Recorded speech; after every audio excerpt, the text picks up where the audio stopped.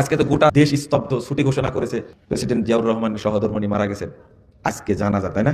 জানাজা, বিশাল জানাজা, লক্ষ লক্ষ মানুষ।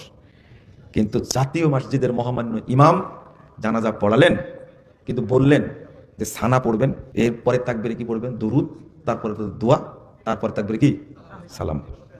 সূরা ফাতিহা নাই, তাই না? বেগম খালেদা জিয়া জানাজার নামাজ পড়াইছেন উপমহাদেশের বিখ্যাত আলেম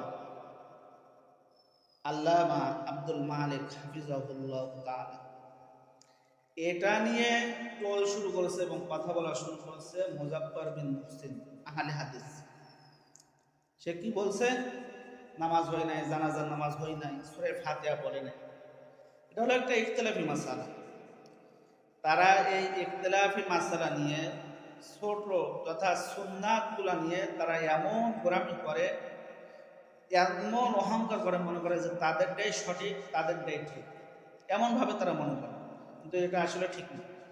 মুসান্নিফ ইবনে আব্দুর রাজ্জাক, এরপরে মুসান্নিফ ইবনে আবি শাইবা, অন্যান্য হাদিসের কিতাবের ভিতর দিয়ে দলিল পাওয়া যায় যেখানে সূরা ফাতিহা বা সানা অন্য কোন হামদ দ্বারা পড়ছেন সাহাবায়ে কিরামের আমল দ্বারা, তাবিঈদের আমল দ্বারা, এগুলো প্রমাণিত। সুতরাং আমরা রসুলের উম্মত, সাহাবায়ে কিরাম রসুলের উম্মত। সাহাবায়ে কিরাম কার উম্মত?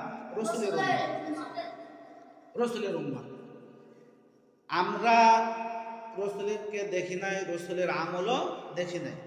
দেখছেন সাহাবায়ে কিরাম। কারা দেখছেন? সাহাবায়ে কিরাম। কিন্তু মুজাফফর বিন মুহসিন বলেন, এরপর আব্দুর রাজ্জাক বিন ইউসুফ বলেন, আব্দুল্লাহ বিন আব্দুর রাজ্জাক বলেন, এরপরে বিরাদর রাহুল বলেন, এরপর মুজাফফর বা মারুফ কাসেমি, এনারা যারা আছেন এনারাও রসুলকে দেখে নেয়, রসুলের আমলও দেখে নেয়, সাহাবাদেরকেও দেখে নেয়। সাহাবায়ে কিরাম দেখছেন রসুলকে, রসুলকে দেখছেন সাহাবায়ে কিরাম। এ দ্বারা প্রমাণিত, সাহাবায়ে কিরামের থেকে প্রমাণিত হচ্ছে এটা। অথবা সুন্নাত পর্যায়ে সুন্নাহ হবে, কিন্তু গোরামি করে কি বলে যে না, নামাজই হয় নাই, নামাজই বাতিল। নামাজ ভঙ্গের কারণ বা নামাজ বাতিল হওয়ার কারণ এক নম্বর, কোরআন অশুদ্ধ পড়া। কোরআন সহি শুদ্ধ যদি না হয় তাহলে নামাজ ভেঙে যাবে। ওদের ভিতরে যে অহর কতজন আছে যে কোরআন শুদ্ধ নাই, সহি নাই, সে ফতোয়া দেয় না, সুন্নাতের এখানে এসে পড়ে যে নামাজ হয় নাই, জানাজার নামাজ হয় নাই।